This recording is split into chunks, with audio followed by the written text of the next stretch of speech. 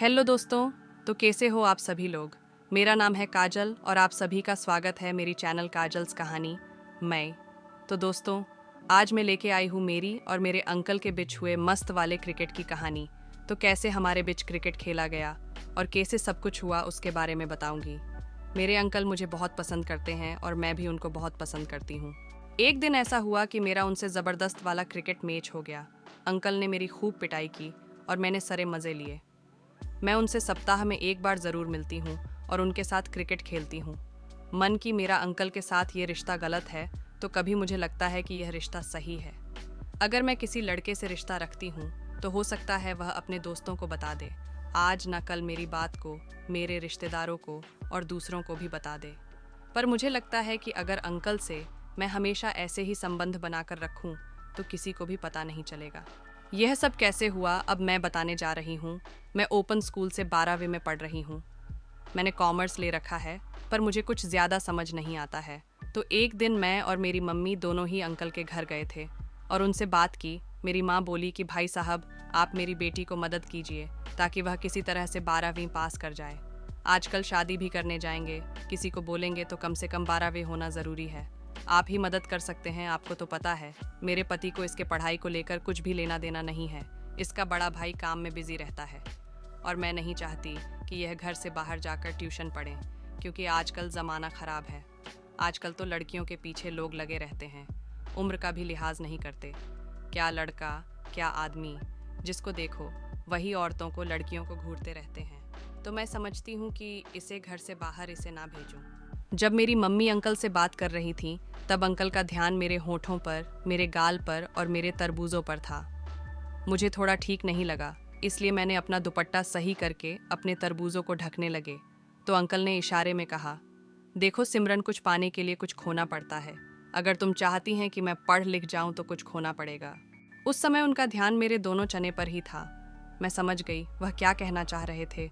फिर उन्होंने बात घुमाया और उसी बात को मेरे मम्मी को समझाया कि देखिए भाभी जी, इसको मेहनत करनी पड़ेगी, घूमना फिरना बंद करना पड़ेगा, मोबाइल टीवी से थोड़ा दूर रहना पड़ेगा। इसीलिए मैंने कहा कुछ पाने के लिए कुछ खोना पड़ता है। मम्मी कुछ समझी। मम्मी को लगा कि अंकल बड़े अच्छे बात बोल रहे हैं और मुझे पता था वह क्या खोने की बात कर रहे थे। उनकी निगाहें मेरी तरफ थीं। दोस्तों, मैं भी कम नहीं हूँ। मैं भी स्वभाव से काफ़ी ज़्यादा रंगीन हूँ। मैंने कई सारे टिकटॉक वीडियो भी बनाए हैं जिसमें अपने दोनों बड्डे बड्डे तरबूजों को उछालती रहती थी और थोड़ी देर में ही टिकटॉक वाली मेरी वीडियो को डिलीट कर देते हैं। मुझे अच्छा लगता है लोगों को अपना बड़ा बड़ा सामान दिखाना, अपनी कच्ची बादाम दिखाना, क्योंकि मेरी ये भरपूर जवानी चल रही है। मुझे भी चाहिए। मेरी 5 दोस्तों ने तो अपनी सील तोड़वा चुकी है, अपनी कच्ची बादाम को पका चुकी है और मुझे लगा कि अपनी बादाम को पकवाने का ये सेफ जगह है। बात फाइनल हो गया। उन्होंने शनिवार और रविवार को अपने पास बुलाया।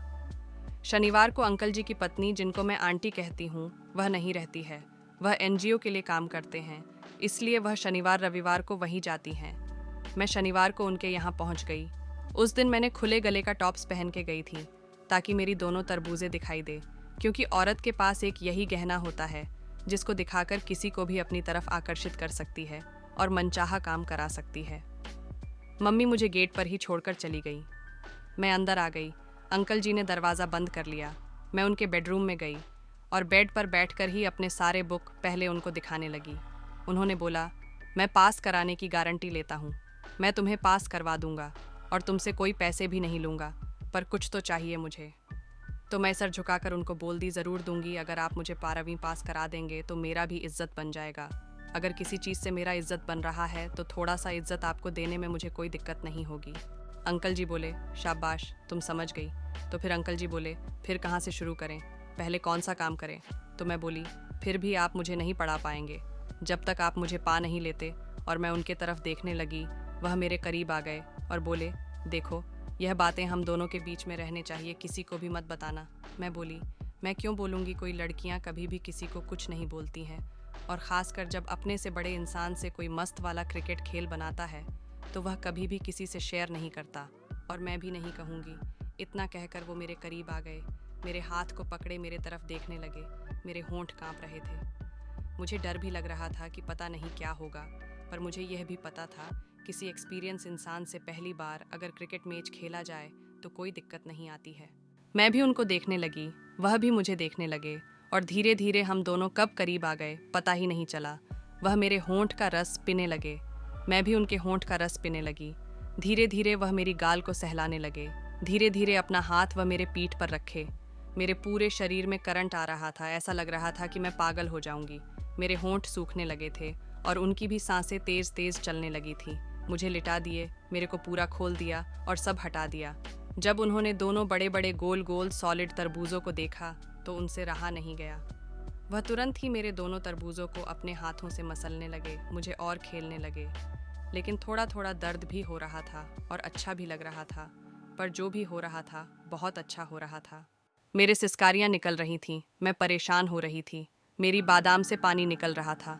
एक दिन पहले ही अपने बाल हटाए थी, गोरा बदन देखकर वो आहें भरने लगे। वह बोले, कमाल के है तू, आज मुझे जन्नत मिलने वाला है।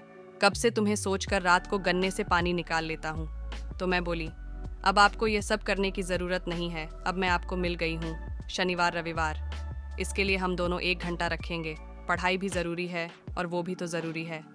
वह बोले, ठीक है, मैं तुम्हारा समय भी बर्बाद नहीं करूँगा, मुझे तुम्हें पास भी कराना है और तुम्हें खुश भी रखना है। सबसे अच्छी बात तो हम दोनों के बीच में यही थी कि हम दोनों एक दूसरे का केयर कर रहे थे, एक दूसरे की भावनाओं को समझ रहे थे, एक दूसरे को हेल्प पर भी कर रहे थे। अगर 1 घंटे मस्त वाला क्रिकेट मैच में ही जाता है और 5 घंटे पढ़ाई में जाती है तो कोई दिक्कत नहीं है। उसके बाद उन्होंने मेरे बीच में बैठ गए। मैं एक अलग ही एहसास में गोते लगा रही थी। मेरे रूम खेल रहे थे, होंठ मेरा सूख रहा था पर मेरी बादाम गीली हो रही थी।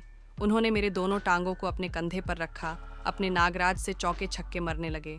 मैं दर्द से तड़पने लगी पर उन्होंने अपने हाथ को मेरी दोनों तरबूजों पर रखकर बहलाकर बोला, थोड़ा दर्द करेगा फिर मज़ा आएगा और दर्द भी आज ही रहेगा, उसके बाद कोई दर्द नहीं करेगा क्योंकि फिर तेरी बादाम कच्ची से पक्की हो जाएंगी।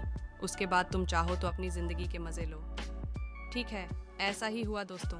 करीब 5 मिनट तक उन्होंने ट्राई किया, उसके बाद अपना नागराज को मेरी पेटी में दल सके। पहले तो खूब दर्द करने लगा पर 4-5 झटके के बाद मैं नॉर्मल हो गई। अब मुझे मज़ा आने लगा। अब वह ज़ोर ज़ोर से बड़ी तेज से शॉट मरने लगे। दोस्तों, उन्होंने एक भूखी शेरनी को जगा दिया था। मैं भी उछल उछल कर मज़े ले रही थी, उसने भी कोई कसर नहीं छोड़ी थी। शायद मुझे एक जवान लड़के से यह सब नहीं मिल पाता जो मुझे उस अंकल से मिला।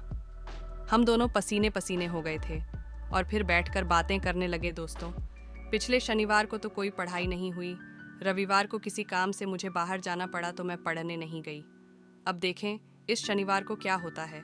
मैं जल्द ही आपको अपनी दूसरी कहानी इसी चैनल काजल्स कहानी पर सुनाने वाली हूँ, तो चैनल को सब्सक्राइब कर दीजिएगा और बेल आइकॉन ऑन कर दीजिएगा ताकि मेरी नई कहानियाँ आप सुन सकें। तब तक के लिए आपका बहुत बहुत धन्यवाद। और दोस्तों, मेरी कहानी किसी की व्यक्तिगत जीवन से संबंधित नहीं रखती। यह सिर्फ काल्पनिक कहानी है जो किसी भी धर्म, जाति, समाज, रिश्ते को ठेस पहुंचाने के लिए नहीं है। इस कहानी को सिर्फ मनोरंजन के भाग से ही सुनिए और कहानी का आनंद लीजिए।